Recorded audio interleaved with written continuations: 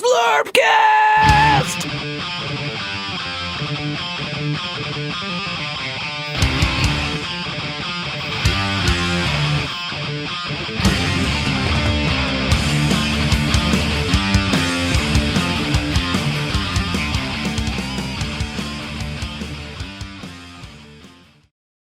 Hello, Slurpcast fans. Once again, JP is dead. He died of monkeypox. We know how that's transmitted, don't we, kids? We got a scientist right here. Anyway, today's Slurpcast is What Are We Into / Quick Hits with a Z. This is Quick Hits number 327, otherwise known as I couldn't think of anything else to do for the show. So yeah, it's about what we're into. So this will probably be a short episode because JP hates us and is dead. So and we need shorter episodes. We goddamn, do we ever? Goddamn, yeah. Anyway, let's kick it off. We already decided. We drew straws, and first on the docket is Valdrick. Valdrick, what do you got for us today? I actually wasn't paying attention when you said the name, so my game is called Pocket Trains. This is what I do on the train when I'm coming home. So that and pooping and drinking a big gulp. I don't shit coming home. Okay. It's only going to work. So because you're looking forward to going home for that home shit. I think it's just all out of me. Now, for those of you that were not, privy to this conversation, we were having a discussion about, how many times I shit on the train. Right. And there are bathrooms or in the train station. Or the train station, yes. There are bathrooms on the train. So I'm not just, leaving random dumps. But this is important.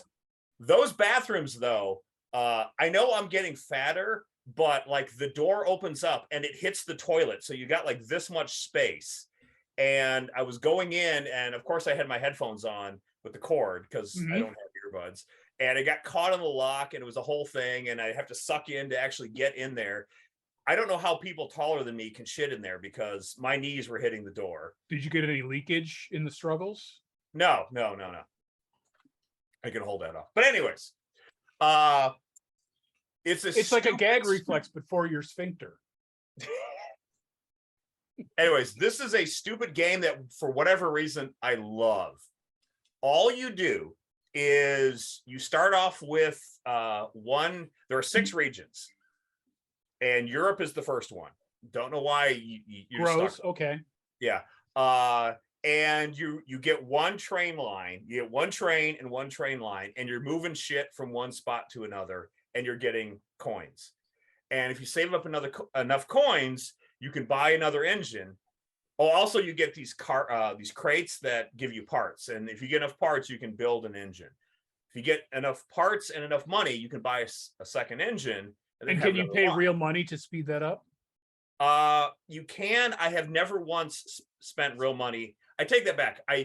There's the first purchase and the only purchase I ever make is this one thing that lets you double the amount of like bonus things you get, and you don't have to watch the screen. And it's like $1.99. It's fucking worth it. So anyways, all you're doing is moving stuff around. And longtime fans will know I like train games for whatever reason. I didn't know that about myself until you look like someone who would like train games. And also may have a layout in his basement. I do not yet. My dad has one. Yep. And at some point I'm going to inherit that. And I don't know if I'm going to keep it or not. And there's a good chance I might actually try to do something with it, but we'll see. But anyways, you're moving stuff around. And you build more, the more networks you get, the longer the distances, the more money you can make, making longer hauls and having to transfer from one to another. And I have a grad student of mine told me about it like 6-7 years ago. And she goes, I like this game. It's really fun. And she told me about it. So I downloaded it, and I played it, and then like a month later, she's like, I'm so happy I've got my second license, because she was actually able to move into Asia. And I'm like, how long have you been playing this? She's like, about a year. And And I had been playing it for about a month, and she's like, "How many licenses do you have?" And I'm like, 5. And she's just like, "How much are you playing this game?" And I'm like, "Probably more than I should." But Yeah. I have started it, beaten it, and then once you get like all the cities in the world connected, there's not a lot more Does it to let do. you connect over the ocean? Yes. Okay. It's kind of cool because this is very implausible, but like when you go from to the UK to Iceland to Greenland, it actually has there's little graphics and it shows tunnels and you're Oh, going like nice. underwater. It's kind of goofy, but yeah. So I've played this and basically made a world network. And then once you get the world network, it's kind of boring. You're just So stacking coins to yeah, stuff you're just to do with stacking it. coins. Is So there I've done this like, customizability for the cars and cargo you carry? well, there's different types of trains, and so like the you start off with these little steamers that are slow and only can haul like 8 cars, and the parts you get, there's normal and special, and the specials give you better parts for bigger and faster and more ability trains. And like I said, I've done this, I've beaten it like three times already, and then so I stopped playing it, and then I started playing it again last month. I've already gotten a worldwide network, but I've never actually got all of the trains. So that's, that's my your goal new now. goal. Yeah. That's my new goal. I want to get all of the trains. Any passenger trains in it? Or just you can haul people, but no, you're just hauling goods. Oh, so it's passenger trains like maybe they had in Germany in 1939. No, but every day there's a special mission. Like you've got to get 75 wind turbines to Milan or something like that, and that's always my goal. Is I want to get the daily. Yeah, that's how all those games work. They want to get you to check in daily. Yeah. Because one of the quests, there's awards or quests, and one of them is you got to get 100 of those, and I've never done that because I'm on like day 36 and I've already got the world network, so I got to keep doing this for 100 days at least. But so that's what I've been doing on my train ride home, and it keeps me engaged and makes the time go by. I've got enough of a network so that I can basically go from network train to train to train. And by the time I get all the way through all my trains, a few of them have already made their run, so I can just keep going. And next thing I know, I'm home. So I played a similar, like that type of game that I think was called Fallout Shelter for the Fallout game. It was all about timing. Like, oh, when these guys come back from their mission, these guys are ready to go out again and try to maximize your efficiency. Great for people with OCD issues for sure. What's the name of the game? I can actually write this down and check it out. It's called Pocket Trains. It's a free download, and you really don't need to spend any money on it. If I like a game, throwing $5 at it. What? If I like a game, I'll throw $5 at it. Yeah. I'm like, $5 is nothing. So anyways, I'm curious to check out the developer because a lot of times they'll have similar games with different. Yeah, there's one called Tower something where you basically it's the same thing, but you're building a building. I did one that was based on creating a shopping mall, which was a lot of fun.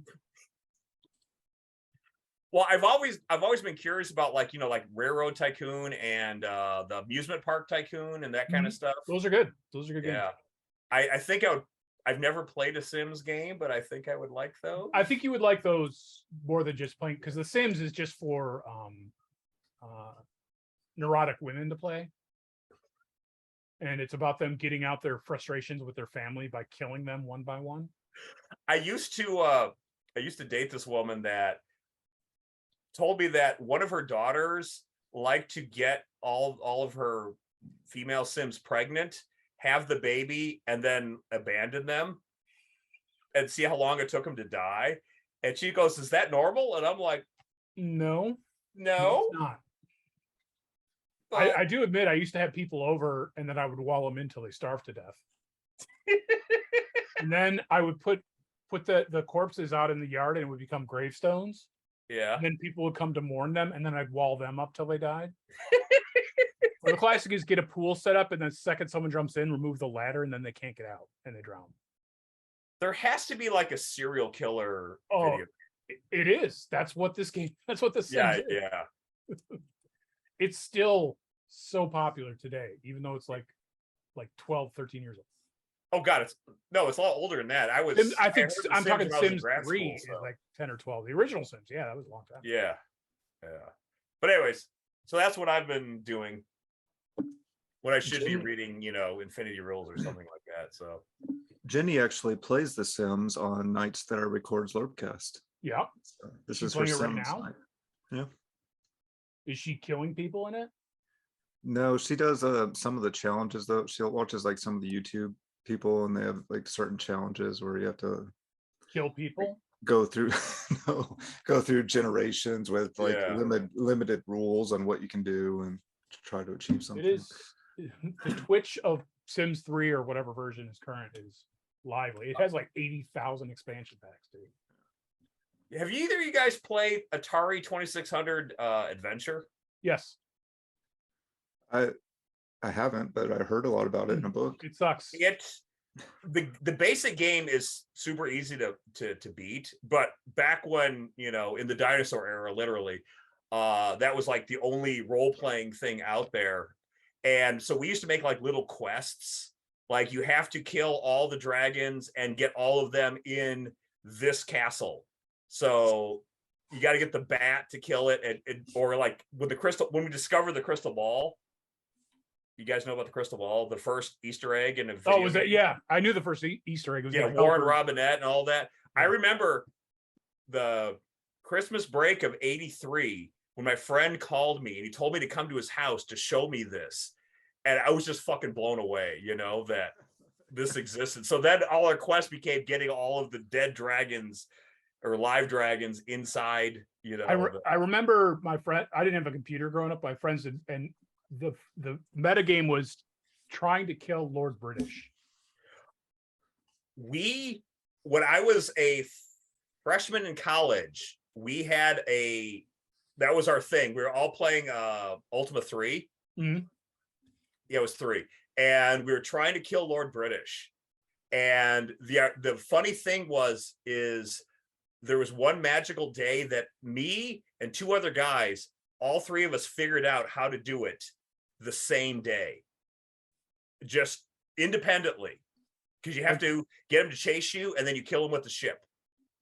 Ours was it was Ultima 7, and we deployed all these cannons to try to kill him. It didn't work. I think that was something they took out of 7, that we used to be able to kill him. And I had a book on the origin. Actually, I got it on my bookshelf right there. The guy who wrote all those games was like super into morality and whatnot, and he was horrified once people learned how to kill Lord British, because he thought, Lord British was his. Was it character. Richard Garriott? I think. Yeah, he's the weirdo. He has a sweet rat tail, like a Padawan learner. Yes. Yeah. And he was horrified that people figured out. So that's why Ultima 4 has all these virtues and all this shit that you can't do. That all made this it stuff lamer.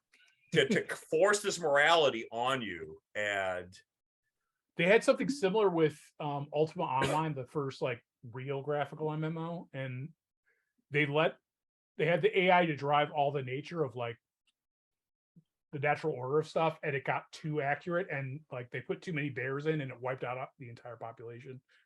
And it was starting to like there were universities using it for modeling and stuff for a little while. It's pretty cool. Oh, fun fact about trains. I read, this sounds like a rumor, but it could be true, that Elon Musk, his Hyperloop in California was completely fabricated because he just wanted them to not keep funding the high-speed rail. Because he thought it was stupid. That's something he would do. yeah, I would love that. The Hyperloop or high-speed rail? High-speed rail. I want the Hyperloop. It'd be like going to the bank drive-through, except you're in a person in the thing. All right, so that was Pocket Trains. Yes. Going to you, Extreme. What is your hits? I have something I talked about many years ago on Slurpcast before we had like video for Slurpcast, but it's Scott Sigler's Galactic Football League book series. Oh yes. So when I first got into these books, there are now 6 of them.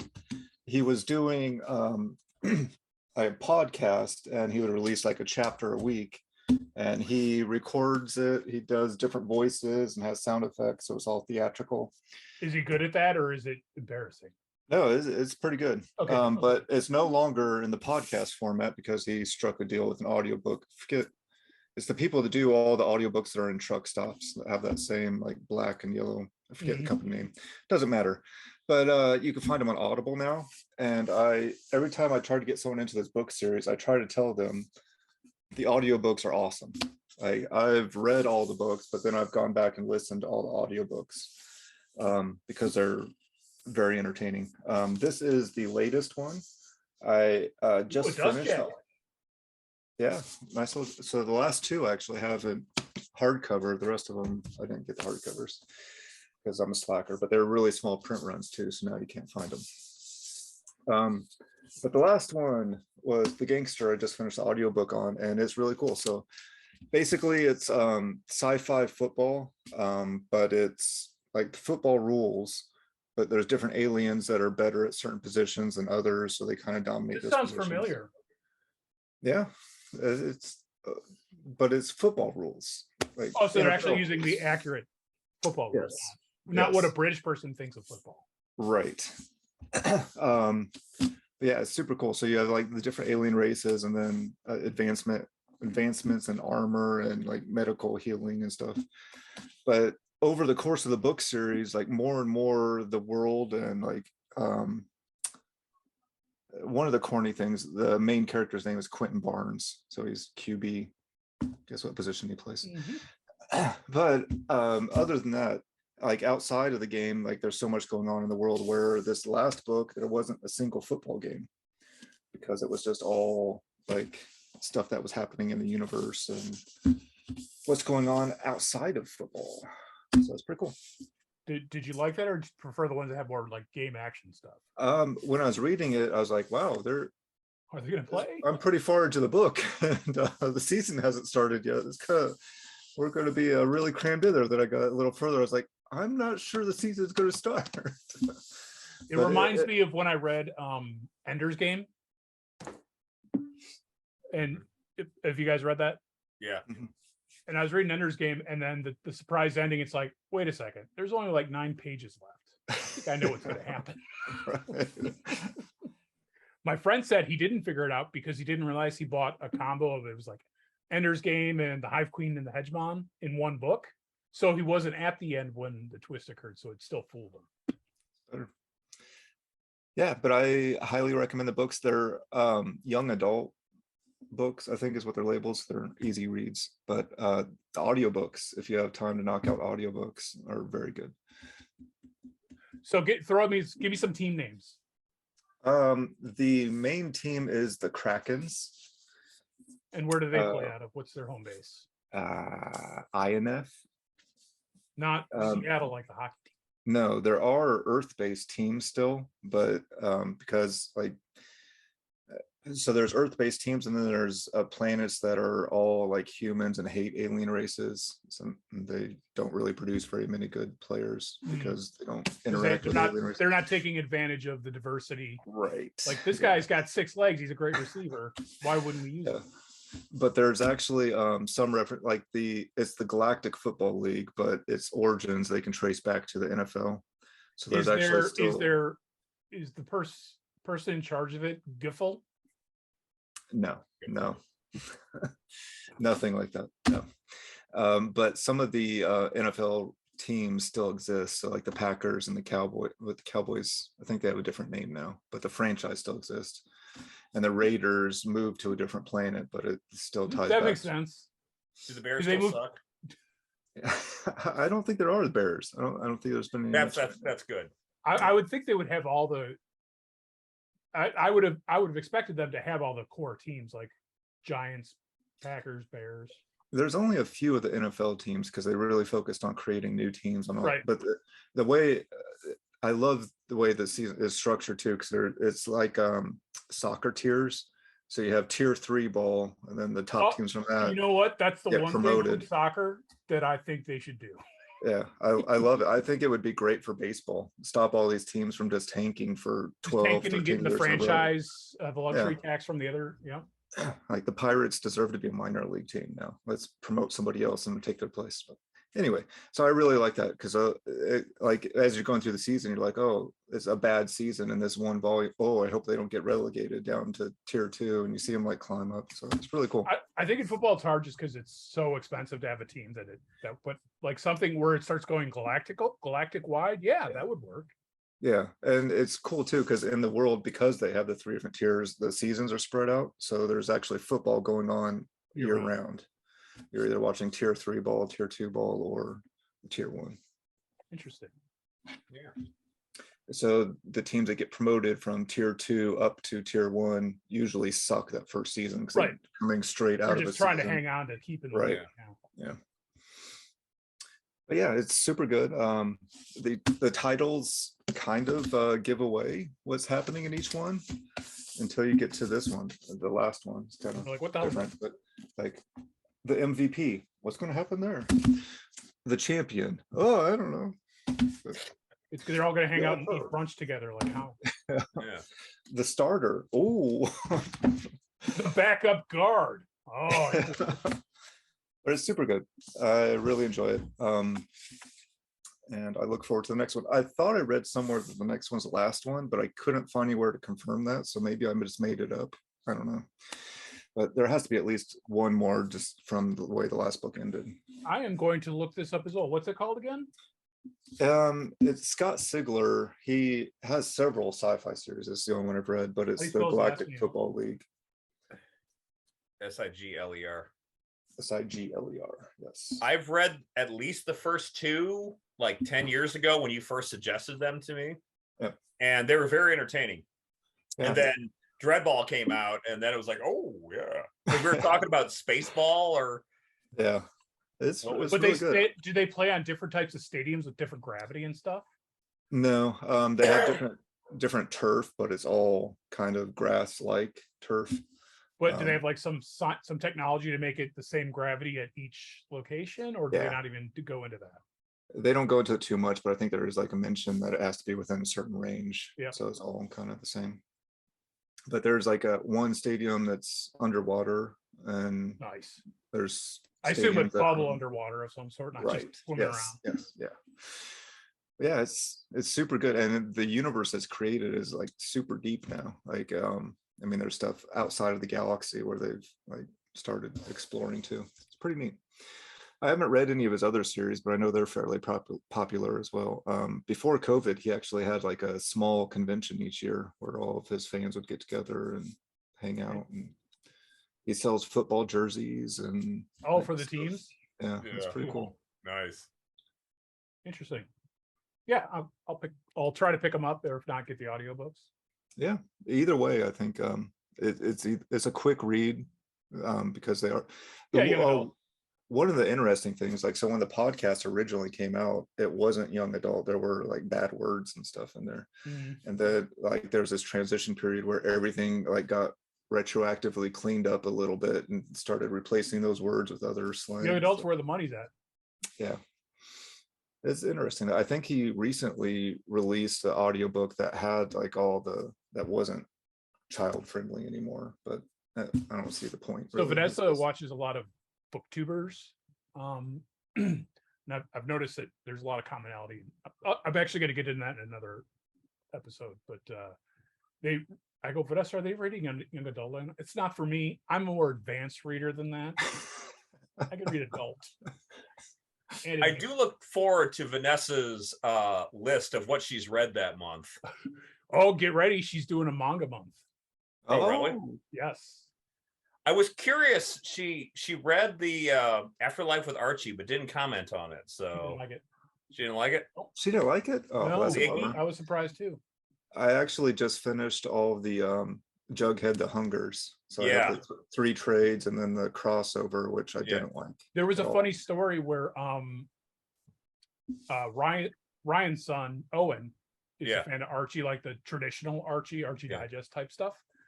And in one of the Archie comics, they had like an ad for Archie dies, and it had like Archie with a bullet hole in his head or something like that, and he was freaking out.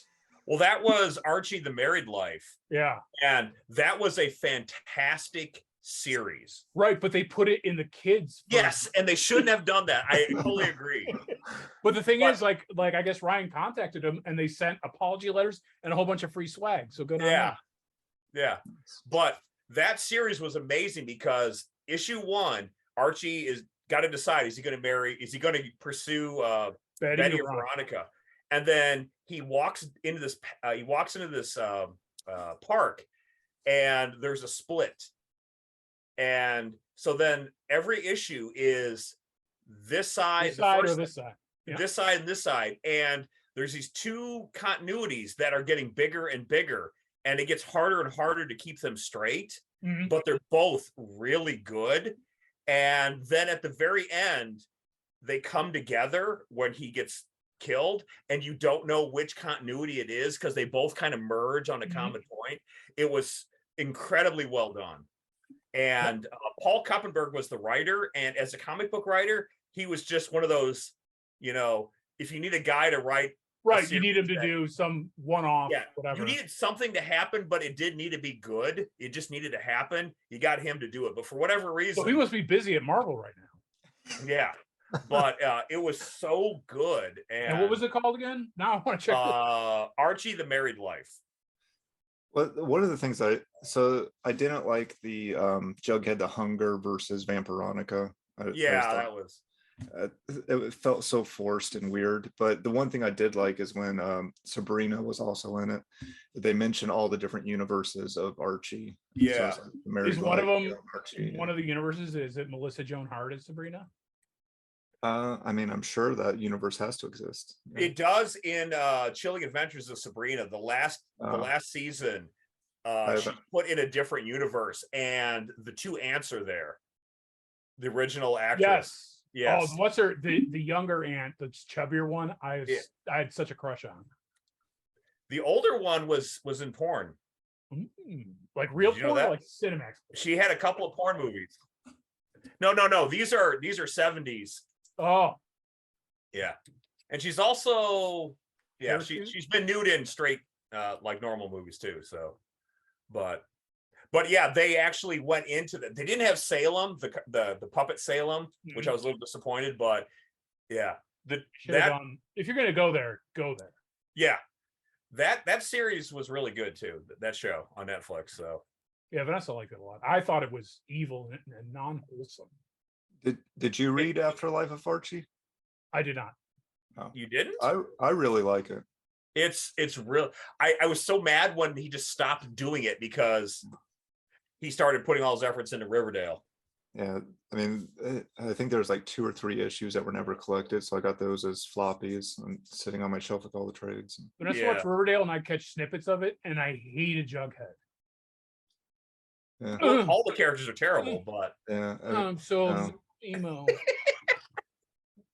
Get your stupid crown hat off, emo. That's one of those shows, though. It's just like you just go with it because these fucking teenagers are running they don't even drive yet, and they're renting hotel rooms and doing all this shit. And what was the movie with Scott Baio?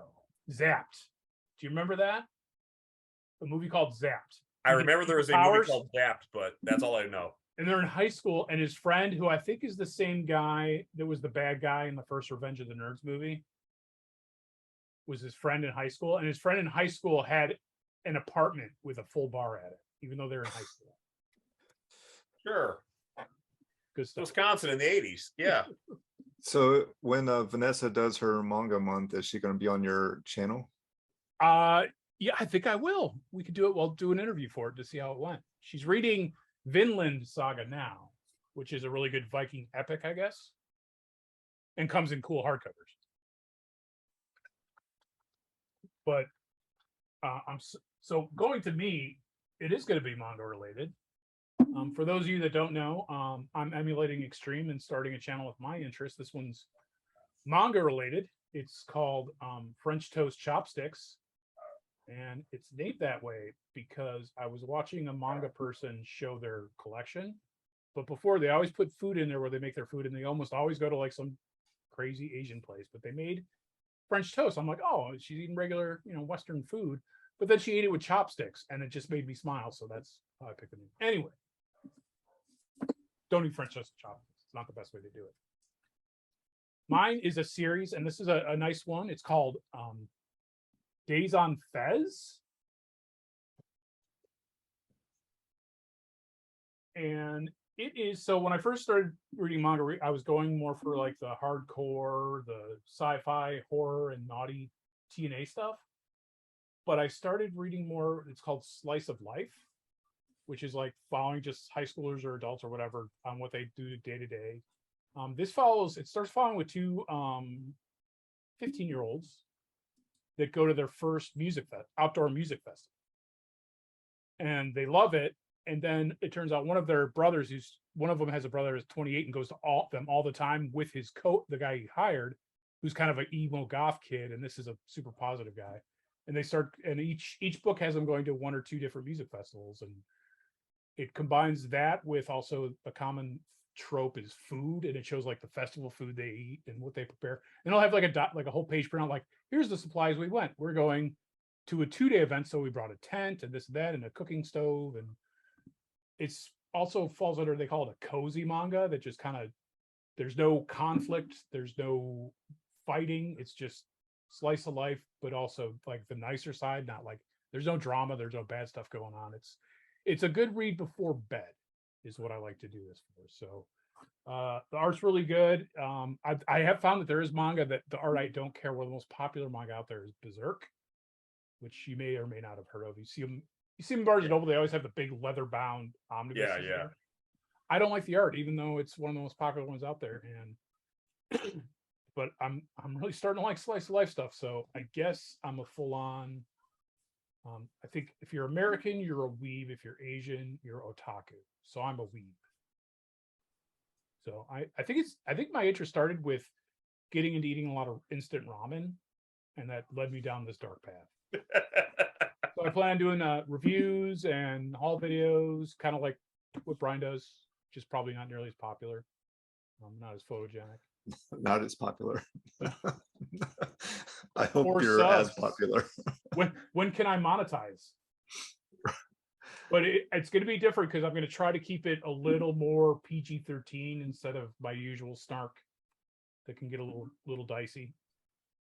I got into trouble. One of my videos I ended up deleting because I was getting pretty edgy when I came to explaining the difference between white manga girls and Asian manga girls. So I deleted that one, but I'll still make one. That's probably wise. Yeah. Well, in case Nothing good's going to come of that. No, I did it as a goof. It was like when we did our archetypes, and somebody said, "Are we gonna do female archetypes?" We're like, "No." I will disconnect from this right now if we. Let's talk about body image among female gamers. No. But yeah, I've been doing a lot of research, so I have a lot of material. But this is gonna be the first. This is only a 4-volume series, so it's like some of these are like hundreds of volumes. I'll be honest with you. I've never really read too much because it's overwhelming. Mm-hmm. Like, where do you start? It's like if a show has like 6 or 8 episodes, you're like, I'll give it a shot. If it's got 7 seasons and there's 24 episodes each, fuck it. I'm not starting that. And like One Piece is crazy and Naruto. Yeah, and so. But this one it's 4, easy to digest. I think it's a good representation of Slice of the Life because it has the food, it has relaxation and camping and stuff like that. I also like camping. It's a particular genre of manga. They have everything. Like Marvel Comics tries to squeeze Slice of Life into their superhero comics, whereas the Japanese say, here's a superhero comic and here's a Slice of Life comic. Yeah. Superheroes don't eat brunch. Slice of Life might eat brunch. It's like, I don't want to see Iron Man eating brunch. Yeah. But yeah, you said you liked the Junji Ito one I gave you, but those are all just little short stories. Yeah. The horror comic. And they always like with a short story, it always leaves you wanting more. You know? Yep. But then again, if I read an entire novel about that, it'd be like there's too much detail. I don't need Yeah, to know I- about what this guy did this day because he's just gonna die. I picked up a big, thick horror manga that was one story, and I kind of lost interest. It was going on too long.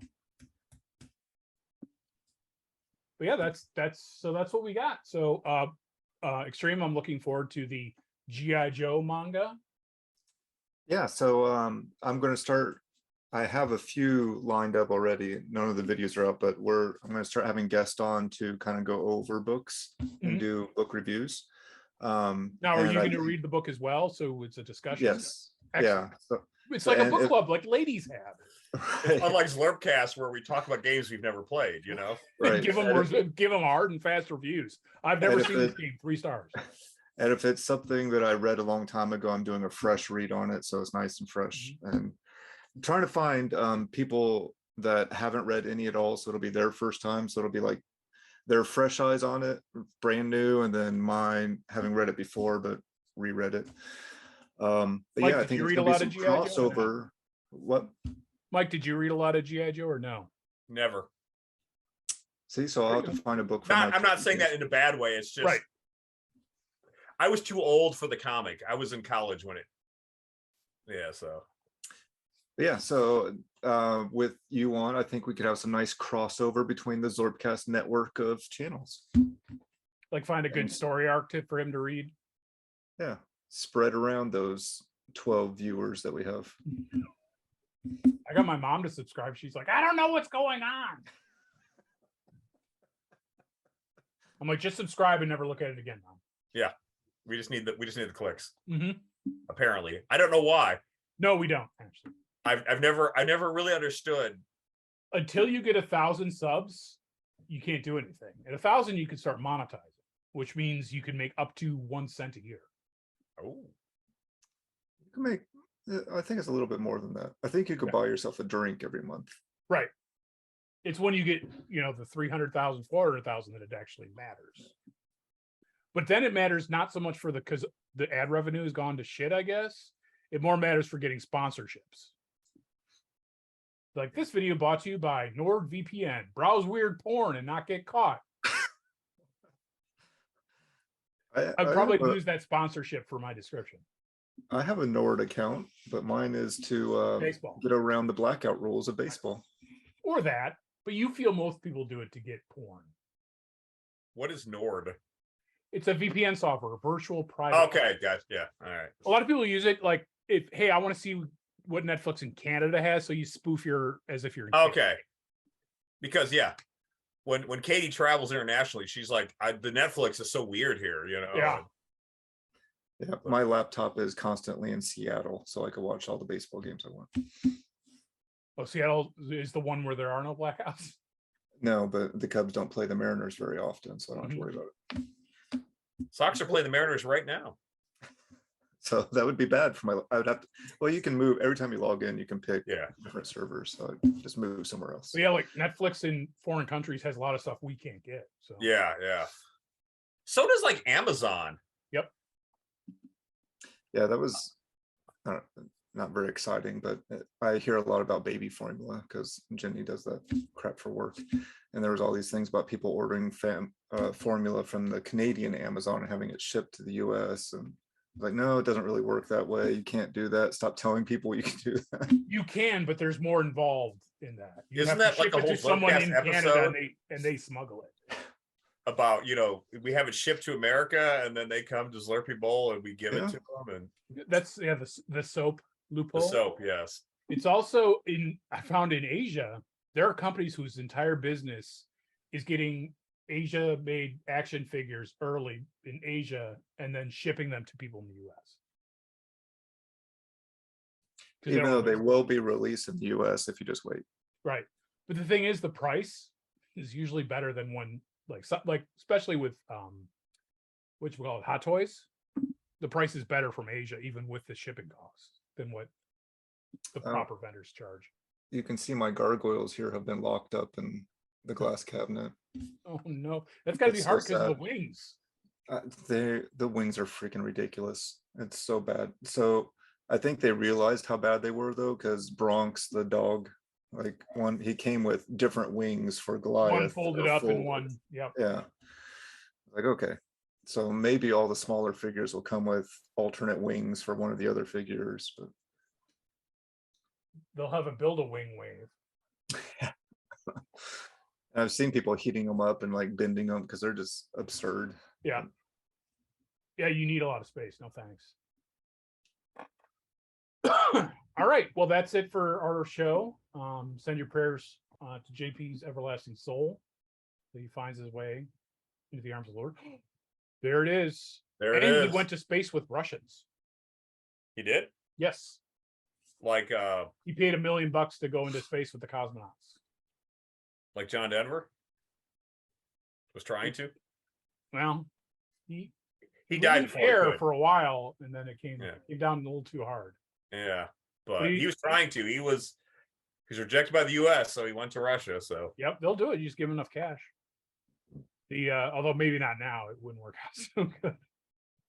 But like Jeff Bezos, he had the good to build his own spaceship first. Anyway, that's it for today. Thanks, everybody.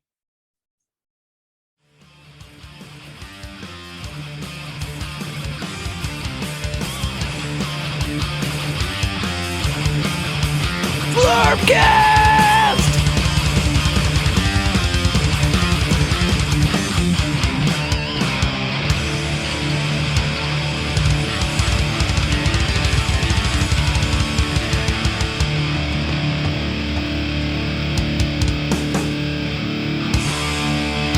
Brought to you by McMurdy's. Ba-da-ba-ba-ba. I'm loathing it.